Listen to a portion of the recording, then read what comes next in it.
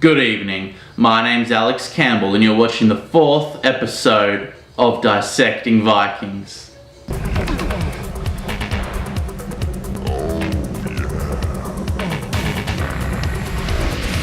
On this episode I'll be dissecting the 5th episode of the 5th season of Vikings.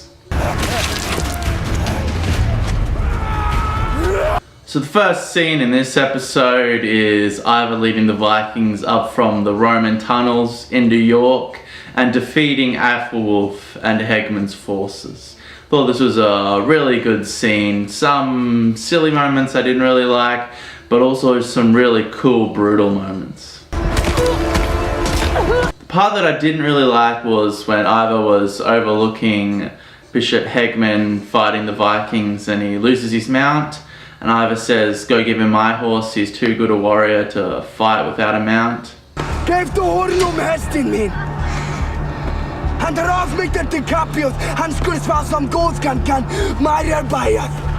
just kind of got like a Frieza Goku vibe where it was like toying with him and just thought maybe you could cut out the bullshit and just shoot an arrow at him and kill him. Although there was a really cool scene with a guy in a massive warhammer. When I first saw this, I was like, Warhammers were not that big, this is unrealistic. It reminds me of Gendry's Warhammer Fantasy Hammer. But then my mate Jasper, who you all know, explained that this is actually a real medieval weapon, and what it is a piece of wood that's plated with metal. So it has a really big head, but it's not that light, so you can swing it around. And I really like Judith Cousins' Manel's, I believe his name is, Manel's death. He's gonna fight Vitzerg in like a mediocre boss battle, but the randomness of war kicks in, which is something that I love. You can have the best warrior ever charge into a battle and just get hit by a stray arrow.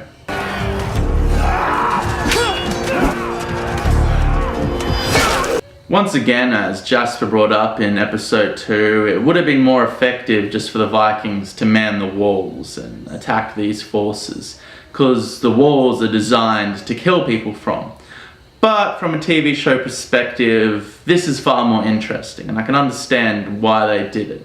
I don't want to see another wall siege. This was an interesting and new idea, and I can deal with the fact that it wasn't completely realistic.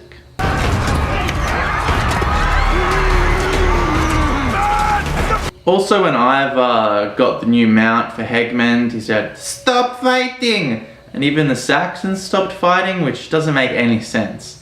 I mean, realistically, even his side wouldn't have been able to hear him over the clanging of metal and the fact that their bodies are racing with adrenaline and they're in survival mode. But, what are you gonna do? So Ivar capturing Hegman and mirroring the Ragnar Athelstan pet priest storyline was something that took me off guard and I didn't expect. I didn't expect any of them to die, I just expected them to be defeated. But I look forward to this. Ivar going to convince Harold Finehair to fight Lagertha with Hegman there the whole time observing Viking culture. Although I do think that they need to expand on Hegman's character at this point, and he needs to stop just being a one-dimensional badass warrior and have a little depth.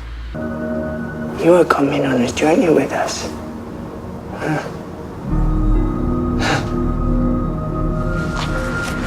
But, you know, I have faith in Michael Hurst. He's a great character writer, and I think his characters' arcs and their motivations is some of his better qualities when it comes to show running and writing episodes. The epic travel shots of Bjorn traveling through the desert on camelback was really epic, and I really liked the cinematography and how it was shot. It obviously reminded me of Lawrence of Arabia. Alec Guinness dressed up like an Arab with a big fake nose and painted skin. Different times.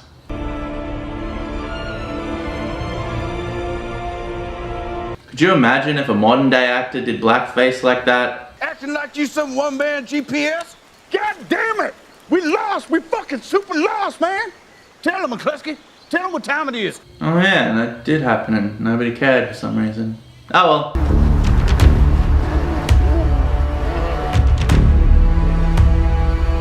I like the pulsing, atmospheric upheaval of Kattegat when Floki returns. The way it was shot in slow motion and the intense music just did a really great job of captivating that emotional, tense moment.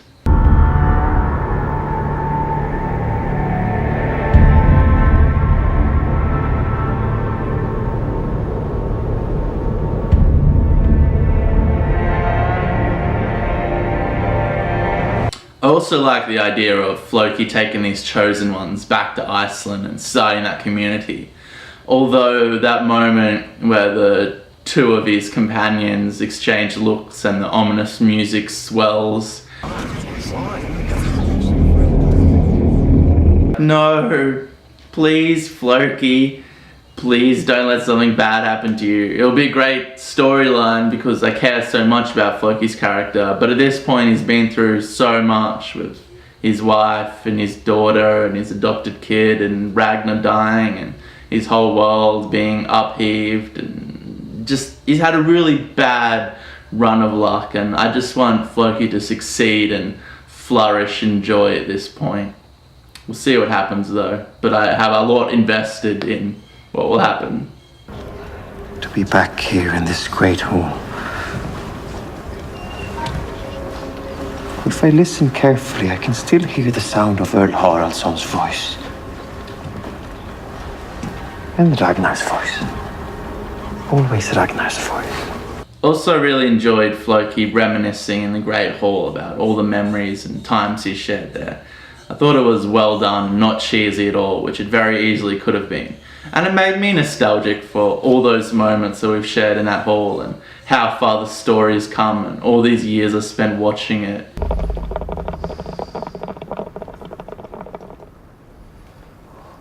Fuck yeah, blaze up, cunt. I thought that the humour in this episode really worked. All the scenes with Bjorn and Old Mate Emo Fringe. I thought that it worked with the tone of the episode and it made sense with the characters and who they are and their motivations. Take note, Ryan Johnson, that's how to write humour. She was not a she. What? You heard.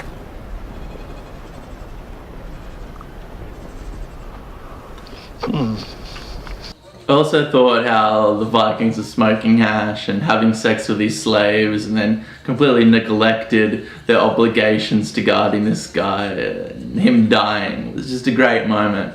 And that punchline, it hit home so well. We haven't exactly been the best bodyguards, have we? No, we have not. When everything starts falling apart and Bjorny and Halfdan, that's his name, old mate Emo Fringe's name is Halfdan. When all that started to fall apart and they came to the realization that they were in danger, I actually felt a little bit like those characters weren't wearing plot armor at that point, and the invincibility of Bjorn Ironside may not have really been there and anything could happen to him.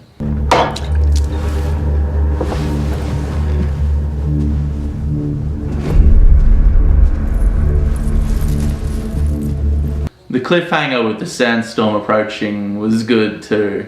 When that episode ended and I had no conclusion, I was like, come on man, I just want to see it now! And I look forward to the scene of Bjorny single-handedly killing 8 armed guards with a little bit of metal. The bumpy movement of this tracking shot, which was obviously a camera on another boat filming the Viking longship, and the contrast between the black imagery of the longship against the white sky just really did something for me. It was just a little shot, but it just shows that they go to a lot of effort to make the cinematography shine. Think about how long it would have taken to set up that one shot.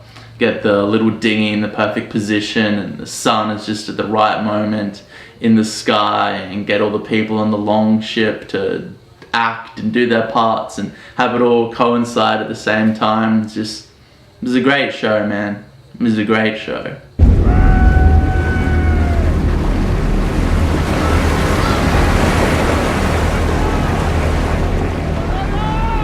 In conclusion, I think episodes 3 and 4 of this season were just kind of building to the next step in where this story is headed.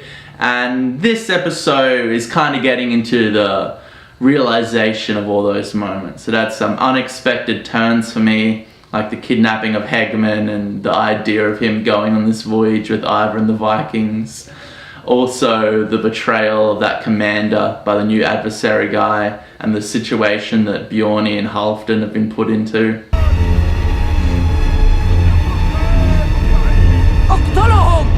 Too late. Thank you for watching, and please like, subscribe and comment, or I will murder this innocent animal.